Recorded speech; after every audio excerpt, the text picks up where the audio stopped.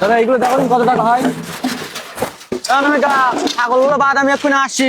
কি বললো এগুলো? ও আল্লাহ, এতগুলো টাকা! সব দেখছি 500 টাকা 200 টাকার নোট। কেউ দেখার আগে তাড়াতাড়ি সরাই ফেলি। ও দাদা, বাড়ি আর ভাঙাচুরো খুঁজি পাইনি, ওই সারা বাড়ি খুঁজি, ওই কটা ভাঙাচুরো পেয়েছি। ঠিক আছে ভাই, এতেই হবে। তা তোমার এই কটা ভাঙা চুরোই ক টাকা দেবো তুমি বলো? কত করে দেবা তুমি জানো? মার্কেটে যে টাকা করে তোমার কিনছো সেই টাকা করে আমার দেবা। দরকার পড়লে আমি এই ভাঙড়ি মাল আরো বেশি টাকা দিয়ে কিনে যাবো, কারণ এর মধ্যে 200 টাকার 500 টাকার নোট আছে। চুপ করে রয়েছে কেন তুমি? কত করে দেবো বলবো তো নাকি? ও ভাই, আমি বলছিলাম কি, তোমার এই কটা মাল আর ওজন টোজন দিলাম না। ওজন করবো না মানে? ওজন না করলে তুমি টিন নেবা কি করি? ওজন করি, যে কটা টাকা দাম হবে সেই কটা টাকায় তুমি আমার দেবা। এই টিন তো ওজন দেওয়া যাবে না। এই টিন ওজন দিলি তো টাকা ভাই সব দেখি ফেলবে। যা হোক করে ওজন না দিয়েই এই টাকা কটা আমার বাড়ি নিয়ে যেতেই হবে। এমনি সবগুলো মিলিয়ে আমি তোমার 4 কিলোর দাম ধরিয়ে দেবো না। 2 কিলো মালের 4 কিলোর দাম দেবে? এইসব তো হাতছাড়া করা যাবে না আমার। দাদা, আমার এই মালের 10 কিলোর দাম দেওয়া লাগবে, না এই মাল তোমার কাছে আমি বিক্রি করবো না। কিরকম হলো এ ভাই, আবার কোন সুযোগে সদ্ব্যবহার করছে আমার সাথে? ও ভাই, তোমার এই টিন তো টোটাল 2 কিলো হবে না, তা তোমার আমি 10 কিলো দাম কি করে দেবো বলো? তাহলে আমার টিন তোমার নিতে না, আমার টিন আমার ফেরত দাও। ভাই শোনো শোনো, আমার কথা শোনো। শোনো ভাই, আমি কি বলছি শোনো, আমি দেখছি আমি দাও দাও ভাই, আমি দেখছি, দাও আমি দেখছি। এ ভাই, যা বলছি তাই করি। জীবনের সুযোগ আমার একটা এইছে, এই সুযোগ আমার হাতছাড়া করা যাবে না। ও দাদা, তুমি চুপ করে রয়েছে কেন? মাল নিলে নাও, না আমার মাল আমার ফেরত দাও। ও ভাই, আমি বলছিলাম কি, তোমার এই মালে 10 কিলোর দাম হিসাব করে 400 টাকা হয়। তা এই নাও, তোমার 10 কিলোর দাম 400 টাকা। ঠিক আছে, আমি চলে গেলাম, তুমি থাকো। 10 কিলো টাকা নিয়ে তুই কি করবি? আমি তো আজকে ধান বাদায় ফেলাইছি। শুধু টাকা আর টাকা। আল্লাহ, 500 টাকার নোট আর 200 টাকার নোট। আল্লাহ, এতদিন পরে আমার মুখের দিক তাকাইছে। কেউ নেই তো আশেপাশে?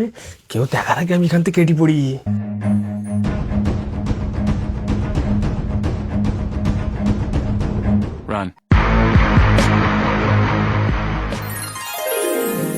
ও দিদি, কি হয়েছে বাসন্তী বল।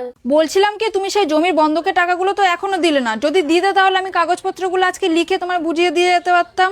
হ্যাঁ হ্যাঁ, তোমার টাকা তো আমি গুছাই রেখেছি, একটুখানি দাঁড়াও, আমি এক্ষুনি দিচ্ছি। এ রাহুল,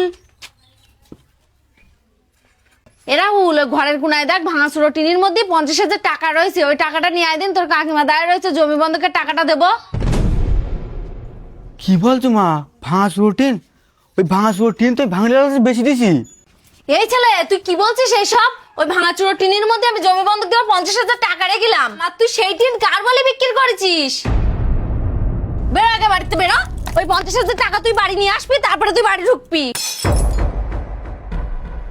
দেখলি তো বাসন্তী, আমার ছেলে একটা বিপদ ঘটাই ফেলেছে, এখন কি করব বল? এখন আর কি করতে বলবো তোমাকে আমি? দেখো টাকা পয়সা জোগাড় করতে পারো কিনা।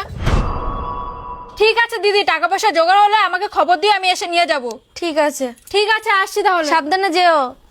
হাই ভগবান, আমার ছেলে কত বড় বিপদ ঘটাই ফেললো। আমি কোথায় পাবো এখন এত টাকা পয়সা? মা, ও মা।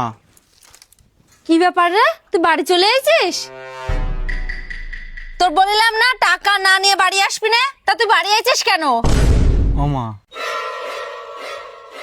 দেখো তো এই টাকাগুলো কি তোমার? হ্যাঁ, এই টাকাগুলোই তো আমার। নিশ্চয়ই তুই এই টাকাগুলো সারা রেখেলি বল। না না মা, আমি এই টাকাগুলো সারা রাখিনি। তাহলে কি হয়েছে শোনো। ও ভাই। দাদা তুমি? হ্যাঁ ভাই, আমি। দেখো দিন ভাই, এই টাকাগুলো কি তোমার? হ্যাঁ হ্যাঁ দাদা, এই টাকাই তো আমার। তুমি কোথায় পেয়েছো এই টাকা? ও ভাই, তুমি যখন এই ভাঙাচুরো নিয়ে এলে না ভাই, তখন তোমার ওই পুরনো টিনের ভিতর ভাই এই টাকাগুলো ছিল। তা আমি একসাথে অতগুলো টাকা দেখে লোভ সামলাতে পারিনি ভাই। তা তোমার সাথে আমি ও কথা বলিনি। আমি ওই টাকাগুলো ওই টিনের ভিতরে সেরে রেখেছিলাম ভাই। ও ভাই, আমি যখন তোমার চোখে ফাঁকি দিয়ে ভাই টাকাটা নিয়ে যাচ্ছিলাম, আর যেতে ভাবছিলাম যে তোমার চোখে ফাঁকি দিয়ে কী হবে, উপরে তো আল্লাহ আছে, সে তো সবই দেখতে পাচ্ছে। আর আমার বাড়ি বউ আছে, ছোট ছোট বাচ্চা আছে, এই টাকার জন্য তাদের যদি কোনো ক্ষয়ক্ষতি হয়, আমি সেই ভয়তে ভাই টাকাটা তোমার ফেরত দিতে এসেছি। ও ভাই, আমি লোভ করে ফেলেছি, আমি বিশাল বড় অন্যায় করে ফেলেছি। তুমি আমার ক্ষমা করে দিও। তুমি না ক্ষমা করলে ভাই আমার আল্লাহ ক্ষমা করবে না ভাই। দাদা, তুমি খুবই ভালো মানুষ, তুমি আমার অনেক বড় উপকার করেছো।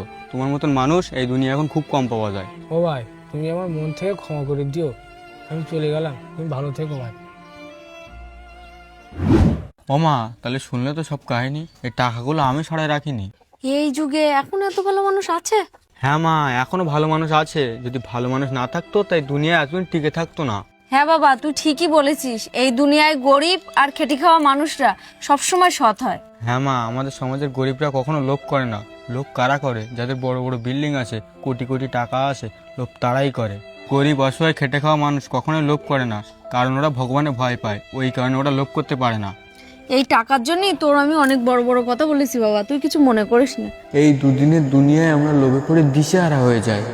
মনে রাখবেন, লোভ করা কখনোই উচিত না। লোভে আপনি ধ্বংস হতে পারেন।